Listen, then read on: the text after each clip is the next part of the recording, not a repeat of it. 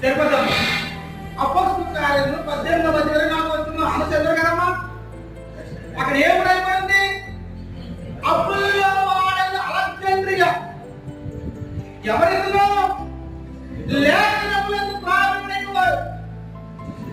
లేఖనములు అంటే బైబిల్ పాండిత్యం తెలిసిన వ్యక్తి అనాగ్రహంగా బైబిల్ చూడకుండా 2 గంటలు కథలకిచ్చేవాడు ఎవరు? అలెగ్జాండ్రియా.